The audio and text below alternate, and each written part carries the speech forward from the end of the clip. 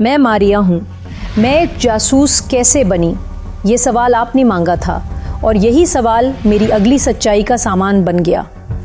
पिछली वीडियो में आपने मेरा बचपन देखा, कॉलेज के वो लम्हे जिन्होंने मुझे मज़हब मुशाहिदा सिखाया। अब वक्त आ गया है कि आप मेरे साथ चलें उस रास्ते पर जहाँ देखना अमल में बदला और इदारे ने मेरी आंखों को एक हथियार बना दिया, खामोशी का हथियार। इस किस्त में मैं आपको दिखाऊंगी कि किस तरह एक नोट, एक पीला इशारा और चंद नामालूम रिपोर्ट्स ने मेरी सिमत बदल दी। ये कहानी अब एक तालिबा की नहीं रही, ये एक जिम्मेदारी बन गई है। मिस्क ओरिजिनल में मेरे साथ रहिए और अगर आप इस खुफिया सफ़र का हिस्सा बनना चाहते हैं तो मिस्क ओरिजिनल को सब्सक्राइब करें ताकि हर किस्त आप तक वक्त पर पहुँचे। मैं आपको बताती हूँ कि अगला सफ़ा कैसे पलटा गया।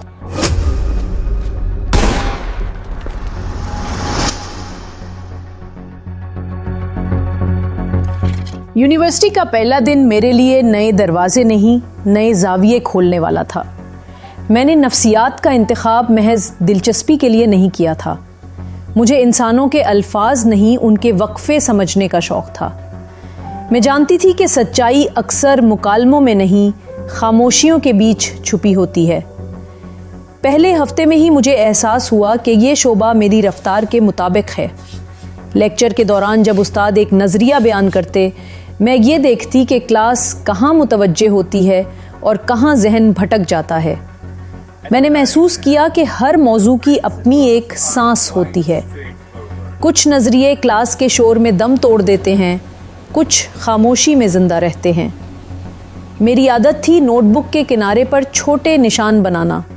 जहाँ कोई बात अहम लगे वहाँ एक दायरा, जहाँ कोई बात अधूरी लगे वहाँ एक तीर। दूसरे तलबा अल्फाज याद करते, मैं फासले याद रखती। इसी फासले ने मुझे सबसे अलग कर दिया।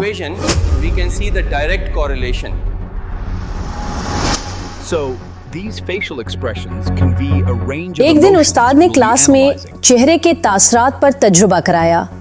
वीडियोस चल रही थी, तलबा तासरात की दर्जाबंदी कर रहे थे। मैंने लिखा, गुस्से में आंख नहीं बोलती, गर्दन बोलती है। उस्ताद ने मेरा तावज़ देखा, खामोशी से कहा, ये लाइन रिसर्च के मेयार की है।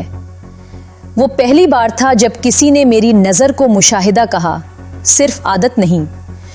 इसी दिन शाम को मुझे स्टाफ रूम में बुलाया गया। वहाँ एक तहकीकी प्रोजेक्ट शुरू होने वाला था जिसमें तलबा के रद्द-ए-अमल की रफ्तार और जज्बाती तवाज़ुन पर काम होना था। मेरे लिए ये एक चैलेंज था, लेकिन मुझे यकीन था कि मैं अददों से ज़्यादा वक्फे पढ़ सकती हूँ।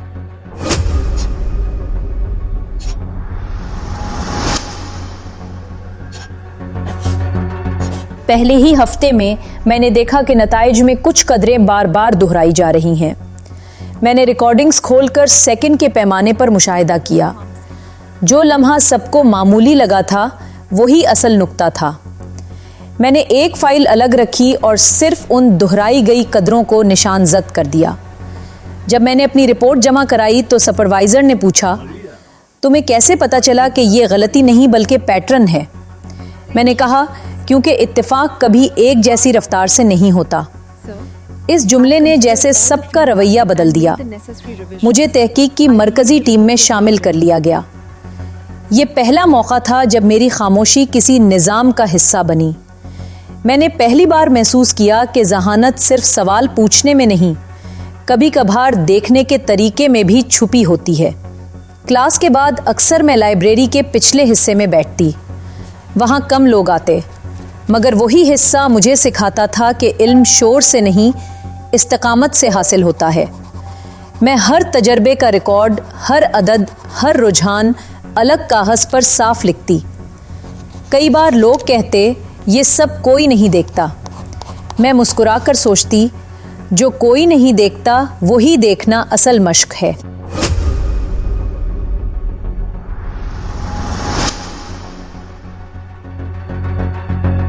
एक दिन डिपार्टमेंट के नोटिस बोर्ड पर एक मुख्तसर इत्तला लगी। नफ्सियाती रद्द अमल की नई तहकीक के लिए मखसूस तलबा दरकार हैं। कोई तफसील नहीं, कोई दस्तखत नहीं, मैंने पर्ची पर सिर्फ एक बार उंगली फेरी। महसूस हुआ कि इसे अभी अभी किसी ने लगाया है। मेरी छठी हिस्स ने कहा, ये इत्तेफाक नहीं। मैंने दरख्वास्त दी और 2 दिन बाद मेरा नाम मुंतखब तलबा में शामिल था। ये मेरी पहली बाकायदा कामयाबी थी, लेकिन मेरे लिए ये कोई इनाम नहीं था, बल्कि अगला मरहला।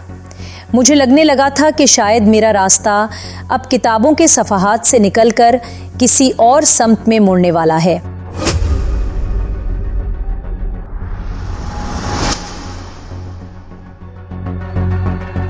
तहकीकी कमरे का माहौल आम क्लास से मुख्तलिफ था।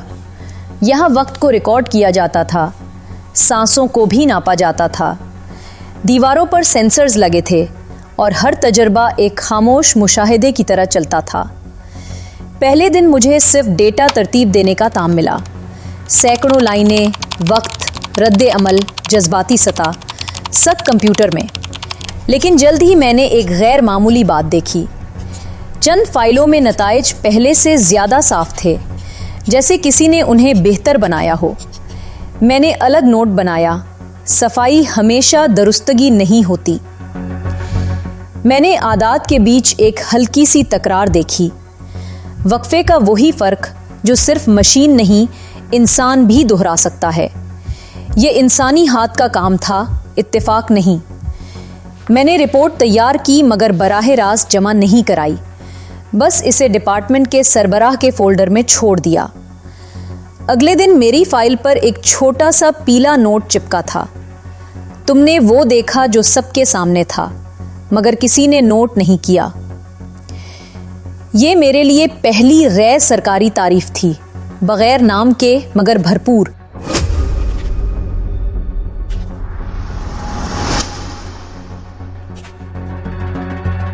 उसके बाद मेरे लिए कुछ दरवाजे खुद खुलने लगे। मुझे एक महदूद रसाई वाला सेक्शन देखने की इजाज़त मिली, जहां पुराने नफ्सियाती प्रोफाइल्स रखे थे। मैंने उन्हें तरतीब से देखना शुरू किया और जल्द ही एहसास हुआ कि इंसान के रवैये का सबसे बड़ा रिकॉर्ड उसके अल्फाज नहीं, उसकी तकरार है। जो हरकत या सोच बार बार आती है, वही उसका खुफिया प्रोग्राम होती है। मैंने एक मजमून लिखा, pattern of consistency in cognitive reflexes. ये मजमून आम कोर्स वर्क के लिए नहीं था, ये मेरे मुशाहिदे की सिमत का तारुफ था। उस्ताद ने उसे यूनिवर्सिटी की रिसर्च डायरी में शामिल किया। ये मेरी दूसरी कामयाबी थी, मगर मुझे महसूस हुआ कि ये सिर्फ आगाज है।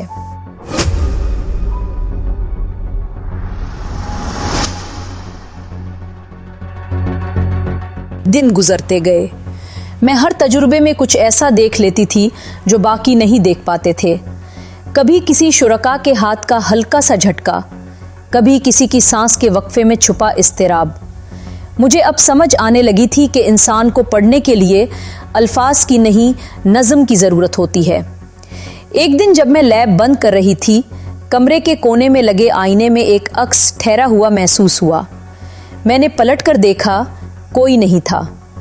बस दरवाजे के पिछले हिस्से पर एक सफ़ेद कार्ड चिपका था। कार्ड खाली था, सिवाय एक बारीक तीर के जो बाएं से दाएं की सिमत जा रहा था। मैंने उसे उठा लिया, नोटबुक खोली और उसी सफ़े पर रखा जहां बरसों पहले लिखा था, जहां अदद ठहर जाए वहां कहानी चल रही होती है। इस लम्हे मुझे लगा, ये कहानी अब मेरी नहीं रही। किसी ने कहीं ये फैसला कर लिया है कि मेरी नज़र अब सिर्फ पढ़ने के लिए नहीं, इस्तेमाल के लिए भी दरकार है।